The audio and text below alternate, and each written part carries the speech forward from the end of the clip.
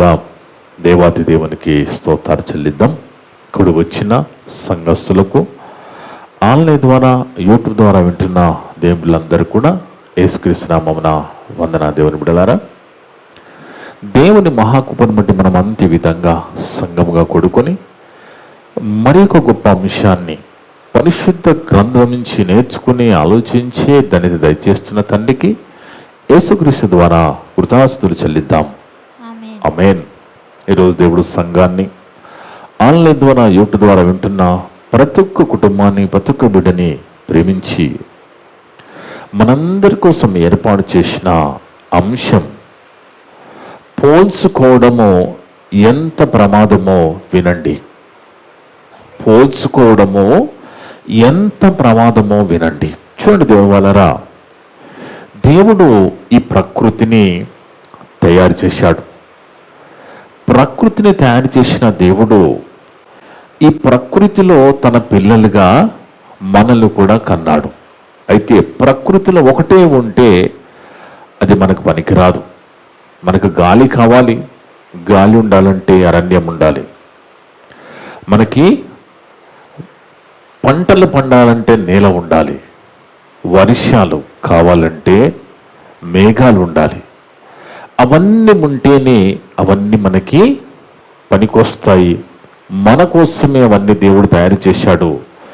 ఏ విధంగా ప్రకృతిలో ఏది కూడా పనికి రాకుండా లేదో అదేవిధంగా మనందరినీ కూడా దేవుడు తన పిల్లలుగా, తన వారిగా దేవుడు భూమి మీద మనందరినీ తీసుకొని వచ్చాడు. కోట్ల కొలదిగా భూమి దిగి మనందరినీ తీసుకొని వస్తూనే ఉన్నాడు. అందుకే చూడండి, దేవునికి మనము కావాలి. దేవునికి మనము కావాలి. దేవునికి మనం పిల్లలం. దేవునికి మనము కావాలి కాబట్టి అందరి ముఖాలు ఒకే రీతిగా ఉండవు. ఒకరి ముఖాలు ఒకరికి అస్సలు టాలీ కావు. అసలు ఏలి ముద్రలు అయితే ఎవరికి కూడా టాలీ కాదని అంత గొప్పగా దేవుడు మనల్ని తయారు చేసుకున్నాడు. మనల్ని తయారు చేసుకున్న దేవుడు ఈ ప్రకృతిలో మనల్ని పెట్టినప్పుడు, ఈ లోకంలోకి తీసుకువస్తున్నప్పుడు మనుషులుగా చాలామంది చేస్తున్నది ఏంటి అంటే ఒకరితో ఒకరు పోల్చుకుంటూ ఉంటారు, కంపేర్ చేసుకుంటూ ఉంటారు. అది చాలా ప్రమాదకరమైంది. ఎందుకంటే దేవుని వల్లరా, దేవుడు ఎవరి తలాంతులు, చాలామంది నిరుత్సాహపడుతూ నాకు ఏ తలాంతులు లేవు, నాకే టాలెంట్లు లేదు, నేను ఏమి సాధించలేకపోతున్నాను, నా జీవితం ఇక వ్యర్థము అనే ఆలోచనకు వెళ్ళిపోతూ ఉంటారు. అంటే ఇక్కడ నేను ఏమి చేయలేను, ఏమి సాధించలేను అని ఇతరులను చూసి పోల్చుకుంటూ వాళ్ళనే కించపరుచుకుంటూ ఆత్మ న్యూనతలోకి వెళ్ళిపోయి ఎంతో స్ట్రెస్లోకి, ఒత్తిడిలోకి వెళ్ళిపోయి ఆలోచనలతో సతమవుతూ ఉంటారు. దేవుని వల్ల వాస్తవానికండి, ఒంటరిగా కూర్చొని ఆలోచించిందే ఆలోచిస్తూ ఉంటే అది రోగాలకి, జీవితము ఏదైతే ఆయుష్కాలం ఉన్నదో అది క్షీణించడానికి చాలా ప్రమాదమని వైద్యశాస్త్రం చెప్తూ ఉన్నదంటే ఒంటరి జీవితము, ఒంటరిగా ఉండడం అనేది ఒక 15 సిగరెట్లు తాగినంత ఎఫెక్ట్ ఉంటుందట. ఒక వ్యక్తి 15 సిగరెట్లు తాగితే ఎంత ఎఫెక్ట్ ఉంటుందో, ఒంటరిగా ఉన్న మనిషి ఆలోచించింది ఆలోచిస్తూ ఇక ఆలోచనకి వెళ్ళిపోయి హృదయంలో బాధ పెట్టుకొని, మనసును నొప్పించుకుంటూ, కన్నీరు పెట్టుకుంటూ, ఎవరికి చెప్పలేక చాలామంది ఒత్తిడి గురై ఆత్మహత్యలు చేసుకున్న వాళ్ళు కూడా లోకంలో కనబడుతూ ఉన్నారు. అందుకే దేవుని వల్లరా, ఈ లోకంలో ప్రతిదానికి పని ఉన్నది.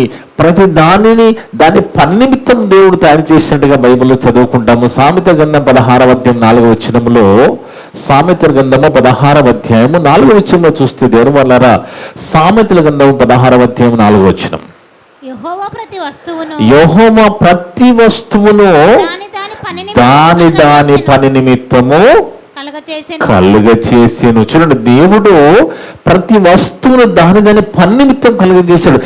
మనల్ని కూడా దేవుడు తన కొరకు తయారు చేసుకున్నాడు.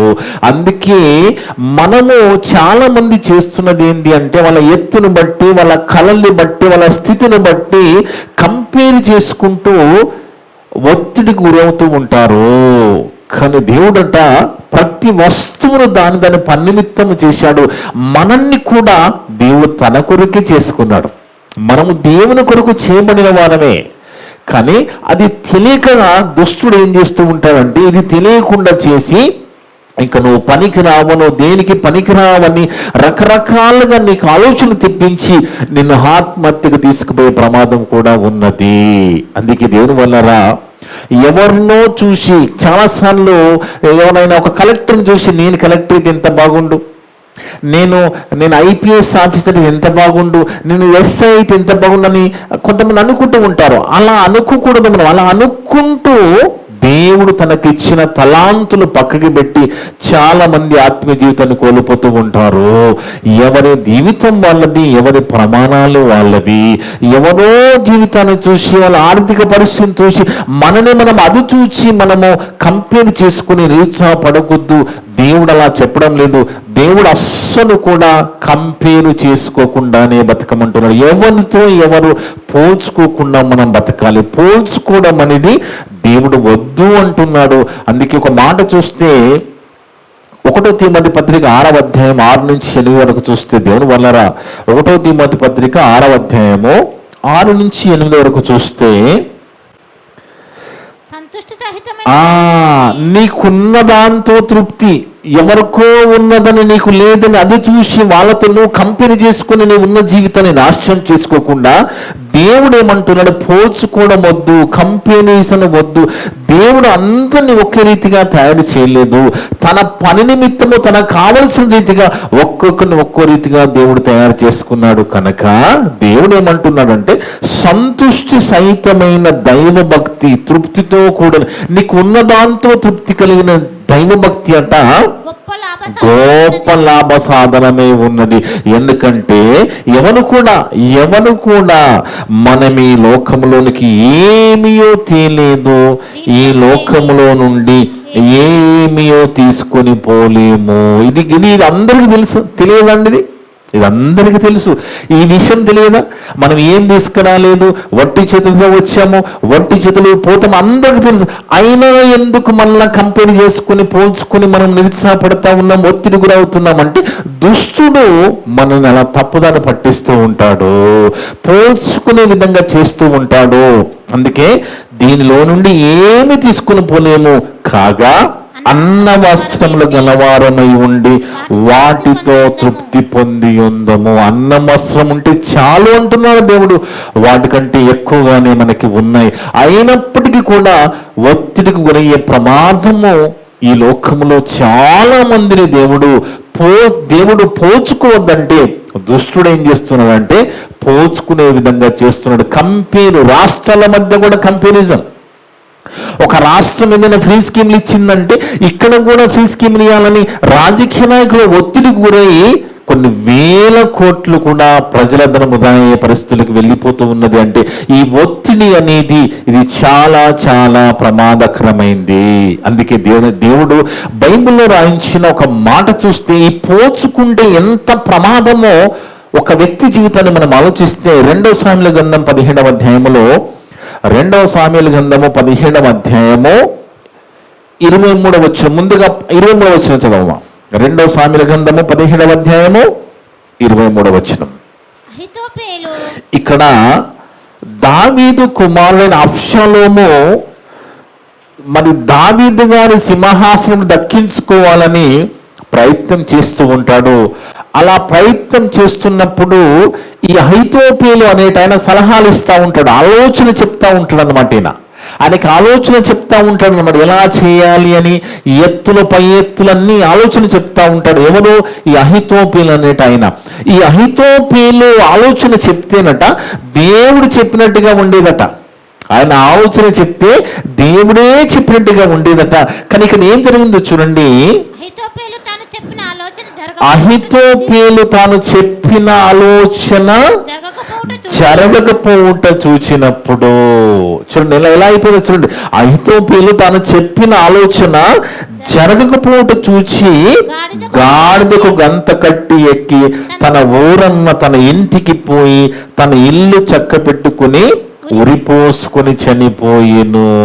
అంటే ఆయన మాట ఆయన ఆలోచన ఊషై మాట ఆయన విన్నాడు అని, ఊషై చెప్పిన సలహా తీసుకున్నాడు, తన ఆలోచన వినలేదని ఏం చేస్తున్నాడు, ఈయన కంపేర్ చేసుకుంటున్నాడు.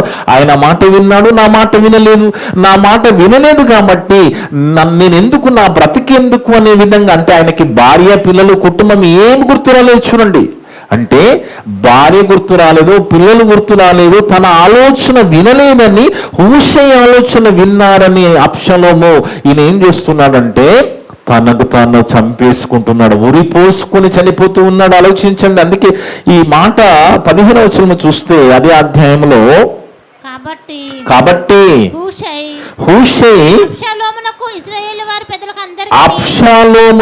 ఇశ్రాయేలు వారందరికీ పెద్దలందరికీ అహీతోపెలు చెప్పిన ఆలోచనను, తాను చెప్పిన ఆలోచనను యాజకులకు సాదోకుతోను అబ్యాతారుతోను తెలియజెప్పి. చూడండి, ఇక్కడ ఏం జరిగిందంటే అబ్షాలోము అక్కడ ఉన్న వాళ్ళంతా హూషై చెప్పిన ఆలోచన తీసుకున్నాడు తప్ప అహీతోపెలు ఆలోచన పక్కకు పెట్టేశారు. నా ఆలోచన, నా మాట వినలేదు కాబట్టి ఇక నా బ్రతికెందుకు అనుకున్నాడు, ఇక తనను తాను చంపుకునే పరిస్థితులకు వెళ్ళిపోతూ ఉన్నాడు. అందుకే చూడండి, ఒకనాడు ఫిలిష్తీయుని చంపాడు దావీదు. మనకు తెలుసు, ఫిలిష్తీయుడైన ఆజానుభావుడైన గొలియాతుని చంపేశాడు. ఎవరు? దావీదు. ఆ సమయంలో సౌలు చక్రవర్తి రాజుగా ఉన్నాడు. కానీ ఫిలిష్తీయుని చంపినందుకు స్త్రీలు ఏమంటున్నారు, సౌలుకి 1000 కొలది, దావీదుకు 10,000 కొలది స్తుతులను చెప్తున్నారట. ఆ సందర్భంలో ఒకసారి మనం చూద్దాం. 1వ సామెల గ్రంథం 18వ అధ్యాయము, 1వ సామెల గ్రంథము 18వ అధ్యాయము 6-7 వచనాలు. దావీదు ఫిలిష్తీయుని హతం చేసి తిరిగి వచ్చినప్పుడు స్త్రీలు ఇశ్రాయేలీయుల ఊళ్ళన్నిటిలో నుండి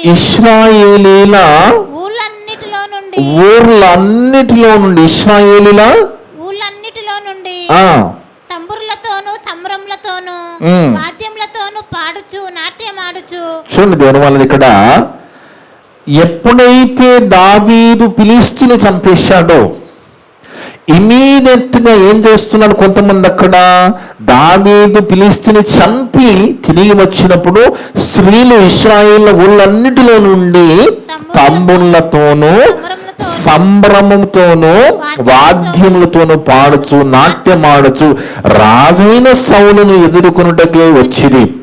ఆ స్త్రీలు ఏమంటున్నాను, ఆ స్త్రీలు గాన ప్రతిగానము చేయించు వాయించుచు సౌలు 1000 కొలదియో దావీదు 10,000 కొలదియో శత్రు హతం చేసినది.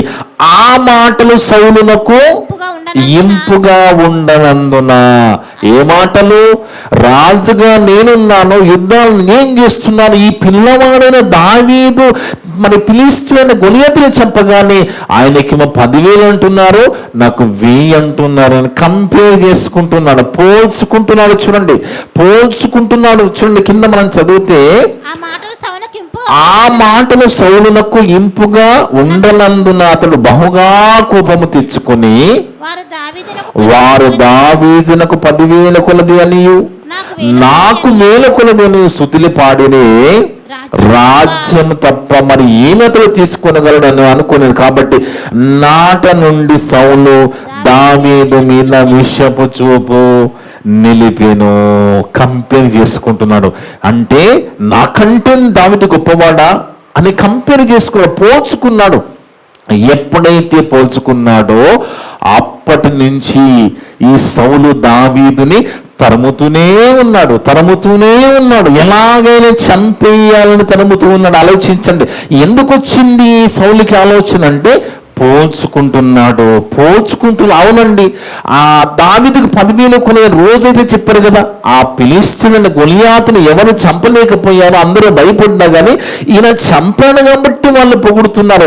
అది రోజు జరగదు కదా. అయినప్పటికీ కూడా పోల్చుకొని ఆయన మీద విషపు చూపు నిలిపి తర్వాత కాలంలో ఆయనని తరుముతూ తన కూతుర్ని కూడా ఇచ్చి అల్లుడుగా చేసుకుని కూడా చంపడానికి ప్రయత్నం చేస్తూనే ఉంటాడు సౌలు.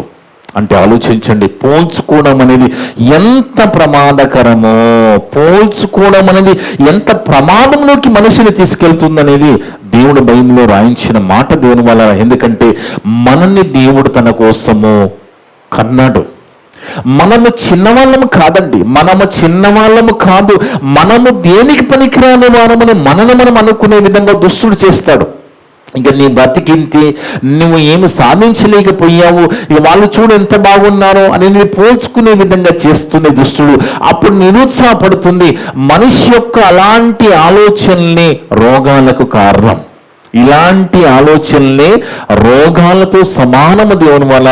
అందుకే మనము దేవాది దేవునికి పిల్లలము, ఆయనకి మనము కావాలనే భూమి మీద కన్నాడు. అలా కనబడిన మనల్ని దేవుడు ఎంత గొప్పగా చెప్పారంటే, మీరు రాజులైన యాజక సమూహం అన్నాడు. దేవుని సొత్తు అంటున్నాడు కదా, దేవుని సొత్తు మీరు, మనమంతా దేవుని సొత్తుని మాట్లాడుతూ ఉన్నాడు. 1 పేతురు పత్రిక 2వ అధ్యాయం 9వ వచనంలో, 1 పేతురు పత్రిక 2వ అధ్యాయము 9-10 వచనాలలో, కానీ మనిషిని నిరుత్సాహపడే విధంగా సాతాను చేసి అక్కడనేమో అహితోపేలుని సూసైడ్ చేసుకునే విధంగా చేసింది. ఇక్కడ సౌలు ద్వారా ఏం చేసింది? పోల్చుకునే విధంగా చేసి దావీదును చంపడానికి కుట్రలు చేసే విధంగా, విషపు చూపు నిలిచే విధంగా చేసింది సాతాను. దుష్టుడు ఎన్ని రకాలుగా మాయ చేస్తూ ఉంటాడో చూడండి.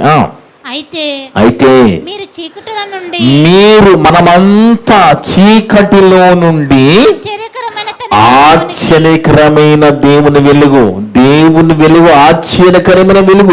ఈ లోకంలో చీకటి జీవితం ఉన్నది, పాపము జీవితం ఉన్నది. ఆ చీకటి జీవితము సాతానికి సంబంధించినది, ఆ రాజ్యము దానిది. అలాంటి చీకటి జీవితంలో నుంచి దేవుని రాజ్యంలోకి మనల్ని దేవుడు నడిపించినప్పుడు మనం ఎలాగైపోతున్నాము? మిమ్మల్ని పిలిచిన వాని గుణాతిశయములను మళ్ళా చదవమ్మా. అయితే మీరు చీకటిలో నుండి ఆశ్చర్యకరమైన తన వెలుగులోనికి మిమ్మల్ని పిలిచిన వాని గుణాతిశయం ప్రచురణ చేయ నిమిత్తము మనమంతా ఎవరమంట? ఏర్పరచబడిన వంశము, రాజులైన యాజక సమూహం. మనమంతా కూడా పరిశుద్ధ జనము, దేవుని సొత్తైన ప్రజలము. చూడండి ఎంత గొప్పగా, అంటే దేవుడు ఎవరిని కూడా చిన్నగా చూడడం లేదండి. దేవుడు ఎవరిని కూడా చిన్నగా చూడడం లేదు. అందుకే ఒకరికొకరు పోల్చుకునేది, ఈ పోల్చుకునే ఈ లక్షణం ఏమన్నది ఎలా వచ్చింది లోకంలోనికి? పోల్చుకోవడము. ఈ పోల్చుకుని తమను తాము చంపుకునే విధంగా మరి హత్యలు కుట్రలు చేసే ఈ గుణం ఎక్కడి నుంచి వచ్చింది లోకంలోనికి? ఇది ఎలా వచ్చిందో తెలుసండి. ఒకనాడు పరలోకములో దేవుని దగ్గర దూతగా ఉన్న సాతాను, ఒకప్పుడు దూతగా, మంచి దూతగా, దేవుని మహిమపరిచే ప్రధాన దూతల్లో ఒక దూతగా ఉన్న లూసిఫర్ అనే దూత, వాడు ఏం చేశాడంటే పరలోకములో వాడు కూడా దేవునితో పోల్చుకుంటున్నాడు. ఆ పోల్చుకోవడం అనేది వాందండి. దేవుడు పోల్చుకోకుండా బతకమంటున్నాడు. ఎందుకంటే ఎవరి జీవితము వారిది, ఎవరి ప్రమాణాలు వారివి, ఎవరి ఆర్థిక పరిస్థితి వాళ్ళది. మనము ఇతరులను పోల్చుకుని మన ఆత్మీయ జీవితాన్ని పోగొట్టుకునే విధంగా చేయడమే వాని పని. మనకిచ్చిన తలాంతులు తెలుసుకోకుండా మనం నష్టపరచడమే వాని పని. ఎందుకంటే వాడు పరలోకములో అదే చేశాడో చూడండి. యెషయా గ్రంథం 14వ అధ్యాయంలో చూస్తే, యెషయా గ్రంథం 14వ అధ్యాయము 13-15 వరకు చూస్తే వాడు అక్కడ ఏం చేస్తున్నాడు చూడండి, ఎలాంటి ఆలోచన కలిగి ఉన్నాడు. యెషయా గ్రంథము 14వ అధ్యాయము 13-15 వరకు. నేను ఆకాశమునకు ఎక్కిపోయేదను, దేవుని నక్షత్రములకు పైగా నా సింహాసనం హెచ్చించుకోడు. అంటే దేవుడితోనే పోల్చుకుంటున్నాడు వాడు. దూతగా ఉన్న లూసిఫర్ అని ఈ దూత దేవునితో పోల్చుకుంటూ ఏమంటున్నాడు?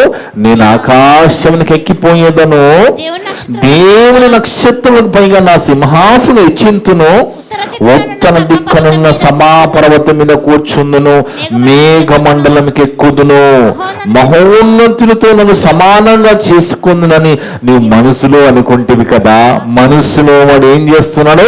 దేవునితో పోల్చుకుంటున్నాడు. దేవునితో పోల్చుకొని నేను కూడా ఆ సింహాసన ఆకాశానికి ఎక్కిపోతాను, సింహాసనం మీద కూర్చుంటానని ఆలోచిస్తూ ఉన్నాడు. నీవు మనసులో అనుకుంటివి కదా, నీవు పాతాళమునకు నరకములో ఒక మూలకు త్రోయబడితివే. అలా పోల్చుకున్న వాని బ్రతికేమైపోయింది? దేవునితోనే పోల్చుకున్నవాడు పాతాళానికి గెంటబడ్డాడు, నరకమును ఒక మూలకు త్రోయబడ్డాడు. ఆలోచించండి దేవుని వల్ల. అందుకే పోల్చుకోవడం అనేది చాలా చాలా ప్రమాదము. దేవుడు పోల్చుకొని బతకమని మనకు చెప్పడం లేదు. ఉన్నదాంతో తృప్తి కలిగిన జీవితము దేవుడు అందరికీ తలాంచించాడు. ప్రతి వస్తువు దాని పనిమిత్తము చేయబడ్డది.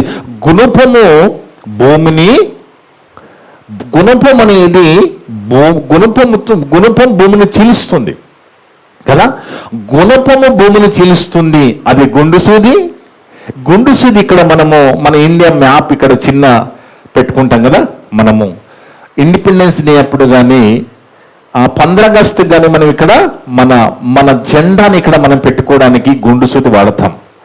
అదే గుండు సూది భూమిని చీలుస్తుందా? చీల్చదు కదా. మరి ఇక్కడ జెండా పెట్టుకోవడానికి గుణపం పని చేస్తుందా? పని చేయదు. దేని పని దాందే, దేని పని అదే చేస్తుంది. పులి ఇంట్లో ఉంటుందా? పులి ఇంట్లో ఉండదండి. పులి అరణ్యంలోనే ఉండాలి, పిల్లి ఇంట్లో ఉండాలి. పిల్లి అరణ్యంలో ఉండదు, పులి ఇంట్లో ఉండదు. ఏది ఎక్కడ ఉండాలో, ఏ పని చేయాలో అదే చేస్తుందంటే పోల్చుకోవడం అనేది మనం చేయకూడదు. ప్రతి దానికి దాని పనిమిత్తము, ప్రతి వస్తువును దాని పనిమిత్తము దేవుడు తయారు చేశాడు. అలాగే మనల్ని తన పిల్లలుగా, తన సొత్తుగా, తన పని నిమిత్తము తన కొరకు మనని చేసుకున్నాడు. అందుకే చాలా మంది కొన్నిసార్లు నిరుత్సాహపడి ఆ జీవితంని ఏంటి జీవితము అని నిరుత్సాహపడిపోతూ ఉంటారు. ఆలోచనలు దిగజారిపోతూ ఉంటారు. నేను ఉద్యోగం సాధించలేకపోయాను, ఇక నా వలన ఏమి కాదు, నేను ఏమి సాధించలేని ఆలోచనతో నిరుత్సాహపడి రోగాలలో పడిపోతూ ఉంటారు దేవుని వలన. కానీ దేవుడు అలాంటి మనందరికీ ఒక అద్భుతమైన ఆదరణకరమైన మాట రాయించాడు. నిజంగా ఈ మాటలు మనం ఆలోచిస్తూ మనల్ని ఏం చేయమంటున్నాడో చూడండి. మనల్ని ఏం చేయమని పోల్చుకోవడం పక్కకి పెట్టి, ఇలాంటి ఆలోచనలు పక్కకి పెట్టి మనల్ని ఏం చేయమంటున్నాడో ఫిలిప్పీ పత్రిక 4వ అధ్యాయం 4-7 వరకు. ఫిలిప్పీ పత్రిక 4వ అధ్యాయము 4-7 వరకు చూస్తే దేవుని వల్లరా ఎల్లప్పుడూ ప్రభువునందు ఆనందించమంటున్నాడు మనల్ని. ఎల్లప్పుడూ ప్రభువునందు ఆనందించుండి. ఎందుకు? నేను నా ప్రభు కోసం అంటే ఎంత ఆనందం అండి. నేను నా ప్రభు కోసం నన్ను తీసుకొచ్చానట భూమి మీదకి, నా ప్రభువు నన్ను భూమి మీద కన్నాడట. ఎంత ఆనందము. నేను దేవుని కూతురునట, నేను దేవుని కొడుకునట. దేవుడు నన్ను తన కోసమే భూమి మీదకి తీసుకుని వచ్చాడంటే ఎంత ఆనందం ఉంటుందండి. అది అంటున్నాడు. అందుకే ఎల్లప్పుడూ ప్రభువునందు ఆనందించుడి, మరలా చెప్పుదును ఆనందించుడి. నీ సహనమును సకల జనులకు తెలియబడనీయుడి. ప్రభు సమీపముగా ఉన్నాడు. దేనిని గూర్చి చింతపడకుడి. దేవుడు చెప్తున్న మాట అండి. దేని గూర్చి చింతపడకు, ఎవరితో పోల్చుకోకు, ఎవరితో కంపేర్ చేసుకోకు. నీ జీవితం నీది, దేవుడు నీకు అదే ఇచ్చాడు. నువ్వు నా జీవితంతో నీకు ఇచ్చిన తలాంతులు దేవుని కోసం ఏ విధంగా ఉపయోగించి దేవుని దగ్గరికి వెళ్ళాలని ఆలోచించి తప్ప నువ్వు కంపేర్ చేసుకొని నీ తలాంతులు, నీ ఆత్మ జీవితాన్ని కోల్పోవద్దని చెప్తున్నాడు. అందుకే దేన్ని గూర్చి చింతపడకుడి. కానీ మనం చేయవలసిన పని దేని గూర్చి చింతపడకుండా ప్రతి విషయంలోనూ ప్రార్థన విజ్ఞాపనముల చేత కృతజ్ఞతాపూర్వకముగా మీ విన్నపములు దేవునికి తెలియజేయుడి. ఇది మనం చేయాలి. మనం చేయవలసిన ఇది పోల్చుకోవడము కాదు, నిరుత్సాహపడము కాదు. ఆలోచనలు అనేటి ప్రమాదకరంగా మార్చేస్తున్న దయ్యం. ఈ ఆలోచనల ద్వారా దుష్టుడు నిరుత్సాహపరుస్తూ ఉంటాడు, నిన్ను తప్పదని పట్టిస్తూ ఉంటాడు. అందుకే దేవుడు ఏమంటున్నాడంటే దేని గూర్చి చింతపడకూడదు అన్నది ఎవరండి? మనిషి. ఈ మాట అన్నది మనిషి అండి, దేవుడు కదా. దేని గూర్చి చింతపడకూడదు, కానీ ప్రతి విషయములోనూ ప్రార్థన విజ్ఞాపనములతోనూ కృతజ్ఞతాపూర్వకముగా మీ విన్నపములు దేవునికి తెలియజేయుడి. అప్పుడు సమస్త జ్ఞానములకు మించిన దేవుని సమాధానము యేసుక్రీస్తు వలన మీ హృదయములకును మీ తలంపులకును కావలి ఉండును. ఏ ఆలోచనలకు దుష్టుడు వచ్చి నిరుత్సాహపరుస్తున్నాడో, ఏ తలంపులతో నేను పక్కదార పట్టిస్తున్నాడో దేవుడు ఏం చేస్తాడట, ఆ తలంపులకి కావలి పెడతాడట. అర్థమవుతుంది? దేవుని వల్ల సాతాను దుష్టుడు అహితోపేలును ఏం చేశాడండి, ఆ తలంపులతోనే సూసైడ్ చేసుకునే విధంగా చేసేసాడు కదా. అదేం జరిగింది కదా. సౌలుని ఏం చేశాడు, పోల్చుకుని విషపు చూపు దావీదు మీద నిలిచే విధంగా చేశాడు కదా. అంటే వాడు ఎలా పని చేస్తాడు అంటే తలంపులతోని ఆలోచనలతోటి దుష్టుల పని చేస్తాడు. దేవుడు ఏమంటున్నాడు, నువ్వు దేవుల్లో ఉండి, నువ్వు దేవుల్లో ఆనందం కలిగి ఉండి, ప్రతి విషయం దేని గురించి చింతపడకుండా నువ్వు విజ్ఞాపన ప్రార్థనతో కృతజ్ఞతాపూర్వకంగా నీ విన్నపాలు దేవుని దగ్గర పెడితే నీ హృదయానికి నీ తలంపులకు దేవుడు కావలిగా ఉంచుతాడు. దేన్ని? వాక్యాన్ని. వాక్యం అనేది నీ హృదయంలో ఉంటే వీటన్నిటికీ కావలిగా ఉంటది. ఆ వాక్యం హృదయం ఉండే విధంగా చూసామనేమను సాతాను కాడు. అందుకే దేవుని వలన దుష్టుడు చేసే పని మనము దాని మాయలో పడిపోకుండా మనకి దేవుడిచ్చిన తలాంతులు దేవుని కోసం వాడుతూ మన భయభక్తులు కలిగి జీవించి దేవుని లోకము చేరాలి అంటే వాక్యం అనేది మన హృదయానికి తలంపులకి కావలిగా ఉండాలి. దేవుడు కావలిగా పెడతానంటున్నాడు.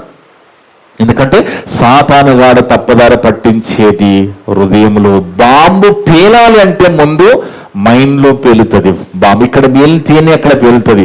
హృదయంలో ఎప్పుడైతే బాంబు పేల్చని ఆలోచన వచ్చిందో ఇమీడియట్గా ఆలోచన తీసేసుకున్నావు అనుకో, ఆ తప్పు చేయవు కదా. ఏదైనా తప్పు చేయాలని సాతాను ప్రేరేపిస్తే నువ్వు వాక్యం ద్వారా తీసేసుకున్నావు అనుకో, నువ్వు ఆ చేవు కదా. అందుకే దేవుడు ఏమంటున్నాడంటే ఆ 7వ వచనంలో ఎంత మంచి మనకి ధైర్యం చెప్తున్నాడు, ఎంత మంచి అభయం ఇస్తున్నాడు చూడండి. అప్పుడు సమస్త జ్ఞానముకు మించిన దేవుని సమాధానము యేసుక్రీస్తు వలన మీ హృదయములకును మీ తలంపులకును కావలి ఉండును. ఏం కావలి ఉంటది? వాక్యం కావలిగా పెడతాడు. వాక్యం హృదయంలో ఉంటే సాతాను ప్రవేశించకుండా ఉంటాడు. దేవుడు అందుకే వాక్యాన్ని హృదయంలో నాటుకోమంటున్నాడు. వాక్యం అనేది దుష్టుడు మనల్ని మోసం చేయకుండా మనల్ని కాపాడుతుంది. మనము సరైన నిర్ణయాలు తీసుకునే విధంగా వాక్యం మనకు సాయం చేస్తుంది. దేవుని తోడు మనకు ఉంటది. అందుకే దేవుని వలన యేసుక్రీస్తు ప్రభువారి జీవితం కూడా మనం చూస్తే యేసు ప్రభువారు బతికిన నాళ్ళు ఎవరితో పోల్చుకోలేదండి. పరలోకములో సింహాసనం మీద ఉన్న ప్రభువు సింహాసనుడు ఇక్కడికి వచ్చాను ఏంటి బతకనుకోలేదు. వివాహాన్ని కోరుకోలేదు ప్రభు వివాహాన్ని కోరుకోక, మనలాగా ఇల్లు ఆస్తులు కోరుకోక ఏమనుకున్నాడంటే ఇవన్నీ నాకు అవసరం లేదు, వాళ్ళకు ఉన్నాయి నాకు లేదనుకోలేదు ప్రభు. మనకంటే ఘోరమైన పరిస్థితి ప్రభు జీవితంలో ఉన్నదండి. మనకంటే ఘోరంగా ప్రభువారు బతికారు భూమి మీద. కానీ ఏనాడు కూడా ఎవరితో పోల్చుకోలేదు, ఏనాడు కూడా వీటి గురించి మాట్లాడలేదు. ఒకటే ప్రభువారు ఆలోచన, నేను రక్షించడానికి వచ్చాను, రక్షణ ఇయ్యడానికి వచ్చాను కాబట్టి ఈ రక్షణ నిమిత్తం, లోక కళ్యాణము నిమిత్తము నేను బలియాగం చేయడానికి వచ్చానని బలియాగం చేసి వెళ్ళిపోయాడు తప్ప ఏనాడు కూడా ప్రభువారు పోల్చుకోలేదు. అందుకే చూడండి, యేసు ప్రభువారు అన్న మాట మనము చదువుకుంటే లూకా సువార్త 9:58 వచనంలో పోల్చుకోకుండా ఎలా బతికారో చూడండి. సింహాసనం మీద ఉన్న ప్రభువు భూమికి వచ్చినప్పుడు ఎంతగా తగ్గించుకుని పోల్చుకోకుండా జీవించాడో మనం ఆలోచిస్తే లూకా సువార్త 9:58 వచనం. అందుకు యేసు నక్కలకు బొరియలున్నాయి, ఆకాశ పక్షులకు గూళ్ళున్నాయి, ఇవన్నీ పెట్టింది ఎవరండి? ప్రభువే కదా. యేసుప్రభే కదా పెట్టింది. అయినప్పటికీ నక్కలకు బరియలు పెట్టింది నేనే, ఆకాశ పక్షులకు గొల్లి పెట్టింది నేనే. కానీ మనుష్య కుమారుడు తలవాల్చుకొనుటకైనను స్థలము లేదని అతనితో చెప్పిన. ప్రభువారికి ఏమీ లేకుండా ప్రభువారు బతికారండి. ప్రభువారి ఆర్థిక పరిస్థితి చాలా ఘోరమండి. మనము చాలా బెటర్గా ఉన్నామండి. ఆలోచించండి. కానీ ఏనాడు కూడా పోల్చుకోలేదు, ఏనాడు కూడా నిరుత్సాహకరమైన మాటలు మాట్లాడలేదండి. వాళ్ళకుంది నాకు లేదని ఎప్పుడు అనలేదు.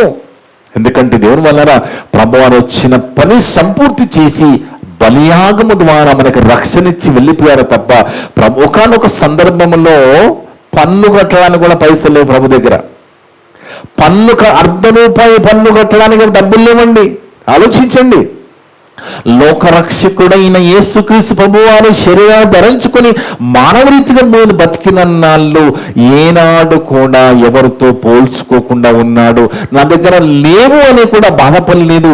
కానీ ఒకానొక సందర్భంలో పన్ను కట్టే పరిస్థితి వస్తూ కూడా, పేతురు నువ్వు సముద్రంలో వలవి మొదటి చేప వస్తుంది, దాంట్లో షెకెలు దొరుకుతుంది, తీసుకొచ్చి పన్ను కట్టే అన్నాడు తప్ప, అంటే అరషెకెలు కూడా లేని ప్రభు జీవితాన్ని మనం చూస్తే మనకంటే చాలా దీనస్థితిలో ప్రభువారు బతికారు. కానీ ఏనాడు కూడా లోకములో పోల్చుకోలేదు. అందుకే యేసు ప్రభు జీవితము మనకి ఏం నేర్పిస్తుంది, ప్రభువారి మాదిరి ఏం నేర్పిస్తుంది అంటే ఎక్కడ కూడా ప్రభువారు కూడా పోల్చుకోకుండా బ్రతికినట్టుగానే మనం బైబిల్లో చూస్తున్నాము. అందుకే దేవుని వల్లరా మనము చిన్నవారిగా మనం అనుకోకుండా మనము చాలా గొప్ప వాళ్ళమండి దేవుని దృష్టిలో. మనము దేవుని దృష్టిలో చాలా గొప్ప వాళ్ళము. దేవుని దృష్టిలో మనం దేవుని పిల్లలం, దేవుని సొత్తైన ప్రజలం, మనము దేవుని పిల్లలమండి. మనము అలాంటి పిల్లలుగా ఉన్న మనల్ని దుష్టుడు ఏం చేస్తూ ఉంటాడండి, కొన్నిసార్లు ఆలోచనలతో కంపెనీ చేయించి పోల్చుకునే విధంగా చేసి మనల్ని తప్పుదార పట్టించి దేవుని దూరం చేయడానికి కూడా ప్రయత్నం చేస్తూ ఉంటాడు. అందుకే మనము ఎల్లప్పుడూ వాక్యాన్ని హృదయంలో ఉంచుకొని ఆ వాక్యాన్ని మనము కాపుగా పెట్టుకుంటే ఖచ్చితంగా దుష్టుల మాయలో పడిపోకుండా మనం చూసుకుంటాం. ఈ లోకములో మనం ఎవరిని మాదిరి పెట్టుకునేంత గొప్ప జీవితాలు ఎవరి దగ్గర లేవు. కానీ మనము పౌలు గారి మాట చూస్తే మనకి మాదిరి ఎవరో ప్రభువారు మాట్లాడుతున్నారు. మనకు మాదిరి లోకంలో ఎవరిని మాదిరిగా పెట్టుకోకును, కానీ యేసుక్రీస్తును మాదిరిగా పెట్టుకోమంటుంది వాక్యం. యేసు ప్రభు బతికిన ఎలా బతికారు, ఏమి లేకపోయినా ఏనాడు కూడా ఎవరితో పోల్చుకోలేదు. ఎందుకంటే వచ్చిన పని చేసి వెళ్ళిపోయాడు. మనకి పని ఉన్నది, మనకు తలాంతులు ఇచ్చాడు, మనకి భారం ఇచ్చాడు, బాధ్యత ఇచ్చాడు. ఆ తలాంతులు నెరవేర్చకుండా దుష్టుడు ఏం చేస్తూ ఉంటాడంటే పోల్చుకునే విధంగా చేస్తూ ఉంటాడు. వాడు ఒకనాడు పోల్చుకునే విధంగా చేసి అహితోపెలిని సూసైడ్ చేసుకునే విధంగా చేశాడు. వాడు ఒకనాడు పోల్చుకునే విధంగా చేసి దావీదుతో పోల్చుకుని సౌలు విషపు చూపు నిలిపి ఆఖరికి బిడ్డనిచ్చి కూడా అల్లును కూడా చంపడానికి విశ్వ ప్రయత్నం చేసిన దేవుడు కాపాడుతాడు. ఆలోచించండి దేవుని వల్ల. అంటే ఈ ఒకనాడు పరలోకములో దుష్టుడు దేవుడితో పోల్చుకొని సింహాసనం కబ్జా పెట్టాలని ప్రయత్నం చేసిన వాడిని అక్కడి నుంచి గంటేసి పాతలకు పంపించాడు. ఈ పోల్చుకునే గుణము, ఈ కంపెనీ చేసుకునే గుణము సాతానుది. దేవుడు మనకి నేర్పిస్తున్నది ఏంటి అంటే సంతుష్టి సహితమైన దైవభక్తి గొప్ప లాభ సాధనమే ఉన్నది. మనం ఈ లోకంలోనికి ఏమీ తేలేము, ఏమీ తీసుకొని పోలేము. కనుక అన్న వస్త్రములు గలమారమై ఉండి వాటితో తృప్తి పొంది ఉందము. ఇది మనము నేర్చుకుంటున్నాం బైబిల్ ద్వారా. దేవుడు మనకి ఇది నేర్పిస్తున్నాడు. తృప్తితో నువ్వు ఉన్నావనుకో దేవుళ్ళు ఆనందంగా ఉంటావు, నీ భక్తి జీవితం బాగుంటుంది, ఆత్మీయ జీవితం బాగుంటుంది.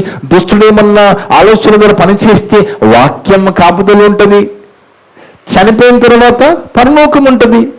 ఆలోచించండి, ఎక్కడ తప్పుదాన పట్టిస్తున్నాడు చూడండి దుష్టుడు.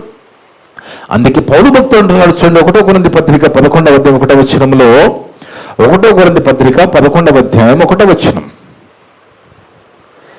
1 కొరింథీ పత్రిక 11వ అధ్యాయం 1వ వచనం, నేను క్రీస్తును పోలి నడుచుకొనుచున్నాను, ఎందుకంటే నాకు యేసుక్రీస్తే మార్గము, ఆయనే మార్గదర్శి అంటున్నాడు. నేను క్రీస్తును పోలి నాకు మరేమనో మార్గదర్శి కాదు, నా యేసే నాకు మార్గదర్శి, నా మాదిరి. కాబట్టి నేను ఏం చేస్తున్నానంటే, పౌలు భక్తుడు అంటాడు, నేను ఏం చేస్తున్నానంటే నేను క్రీస్తును పోలి నడుచుకొనుచున్నాను గనక మీరు నన్ను పోలి నడుచుకోండి. అంటే ఎంత జాగ్రత్త పడిపోతున్నాడు చూడండి. యేసు ప్రభులాగా బతకడానికి ఆయన ప్రయత్నం చేస్తున్నాడు. నేను క్రీస్తులాగా నడుచుకుంటున్నానని చెప్తున్నాను అంటే ఎంత గొప్పగా, ఎంత గొప్ప సేవకునిగా ఆయన కనబడుతున్నాడు. ఆలోచించండి.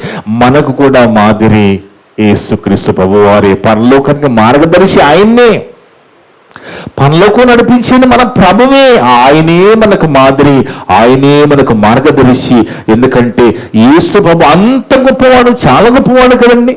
ఎంత గొప్పవాడు అంటే ఒకప్పుడు పరలోకంలో తండ్రి కుడిపార్శ్వన సింహాసనం ఉన్న ఆయన భూమి మీదకి మనుషులతారిగా వచ్చినప్పుడు ఇక్కడ ఏమి లేకపోయినా నిరుత్సాహపడలేదు, ఏమి లేకపోయినా ఎవరితో పోల్చుకోలేదంటే అది మనకు మాదిరి. పోల్చుకోవడం అనేది మనల్ని నష్టపాలు చేస్తుంది, మనల్ని ప్రమాదము తీసుకెళ్తుంది, కొన్నిసార్లు ఆత్మహత్య కూడా ప్రేరేపిస్తుంది పోల్చుకోవడం. ఎందుకు ఈ బ్రతకనిపిస్తుంది సాతాను? కానీ బ్రతికిచ్చింది దేవుడు కదా, బ్రతికిచ్చింది ఆయన కదా, బ్రతకవలసింది ఆయన కోసం కదా. ఆయన కోసం బ్రతకడానికి మనకు బ్రతికిస్తే ఈ బ్రతకకుండా చేసి, ఈ బ్రతుకుని నష్టపాలు చేసి నరకం పంపించడానికి వాడు పని చేస్తూ ఉంటాడు. కాబట్టి మన ఆలోచనలకి కావలి వాక్యాన్ని పెట్టుకొని దాని మాయలో పడిపోకుండా పోల్చుకోవడం అనేది అస్సలు మన జీవితంలో లేకుండా చూసుకోవాలి.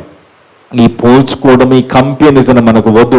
నువ్వు ఏ స్థితిలో ఉన్నావో ఆ స్థితిలో దేవుణ్ణి గణపరచు, మహిమపరచు, దేవుని కోసం బ్రతుకు. నీ స్థితి ఒకవేళ మార్చాలని దేవుడు అనుకుంటే మారుస్తాడు తప్ప నువ్వు ఎవరినో పోల్చుకొని మనము ఖచ్చితంగా మనం ఎప్పుడు కూడా నిరుత్సాహపడకూడదు, ప్రయత్నం చేయకూడదు. లేదు అంటే అది ప్రమాదంలోకి వెళ్ళిపోతుంది. మనం చూసాం బైబిల్లో సాతాను లక్షణం అది. పోల్చుకోవడం అనేది సాతాను యొక్క లక్షణము. దేవుడు పోల్చుకోవద్దు అంటున్నాడు. దేవుడు వద్దనని మనం చేస్తే మన భక్తి జీవితం బాగుంటుంది. ఈ మాటలన్నీ కూడా ఏ ఒక్క మాట కూడా వృధాగా పోకుండా విన్న మీ అందరి హృదయాలలో చెప్పిన నా హృదయంలో దేవుడు సమృద్ధిగా ఫలింపజేయును గాక. ఆమేన్. ఆమేన్. ప్రార్థన చేసుకుందాం. మమ్మల్ని మిక్కిలిగా ప్రేమించిన మా పరలోకపు తండ్రి, మీ యొక్క పరిశుద్ధమైన ఘనమైన నామమును బట్టి స్తుతులు స్తోత్రాలు తండ్రి. గొప్ప దేవుడునైనా గొప్ప మాట ఇద్దిన మాతో మాట్లాడవు తండ్రి. అవునునైనా పోల్చుకోవడంలో మా జీవితం ఎంత ప్రమాదమో. మమ్మల్ని మీ పిల్లలను ఈ భూమిలో సృష్టించి కానీ ఇక్కడ మాకు తలాంతులిచ్చి ఆ తలాంతులను మీకోసమే వాడి ఇక్కడ బ్రతికి మీ దగ్గరికి రావాలని మీరు సంకల్పిస్తే దుష్టుడు మమ్మల్ని పక్కదారి పట్టిస్తూ కొంతమందితో పోల్చుకునే విధంగా చేస్తూ నిరుత్సాహపరుస్తూ ఆలోచనలు తప్పిస్తూ నష్టపరచాలని ప్రయత్నం చేస్తూ ఉంటుండగా అలా నష్టపోకుండా ఉండాలంటే మీరు వాక్యం మాకు కావలిగా ఉంచారని ఆ వాక్యం మా హృదయంలో ఉంటే మా హృదయంలో తలంపులకు కావలిగా ఉంటుందని, దేని గురించి కూడా మేము చింతపడొద్దని అన్ని కూడా విజ్ఞాపనల ప్రార్థన ద్వారా కృతజ్ఞతాపూర్వకంగా మీకు విన్నవించాలని ప్రభునందు ఆనందంగా బతకాలని మాతో మాట్లాడుతూ వచ్చావునైనా అలా ఉండటకు శక్తిని దయచేయండి తండ్రి. ఇప్పటి వరకు నా ద్వారా మాట్లాడిన ప్రతి మాట విన్న సంఘస్థులందరూ ఉదయాలలో, ఆన్లైన్ ద్వారా, యూట్యూబ్ ద్వారా విన్న వినమతులందరూ ఉదయాలలో ఫలింపచేయండి తండ్రి. ఎవరు కూడా ఈ మాటలు అపార్థం చేసుకోకుండా అర్థం చేసుకుని మంచి మనసు దయచేయండి. మేమంతా కూడా కేవలం వాక్యము చదివి విని వదిలిపెట్టి మమ్మల్ని మేము మోసపరచుకోకుండా విన్న మాటకు లోబడి జీవించే ధన్యత దయచేయమని సమస్త ఘనత మహిమ ప్రభావాలు మీకే చెల్లిస్తూ మా ప్రభును మా రక్షకులను మీ పిరి కుమారుడు అయిన యేసుక్రీస్తు వారి పరిశుద్ధ నామమున అడిగి వేడుకొనిచున్నాము తండ్రి. ఆమేన్. ఆమేన్. మీ అందరికీ వందనాలు. May God bless you all.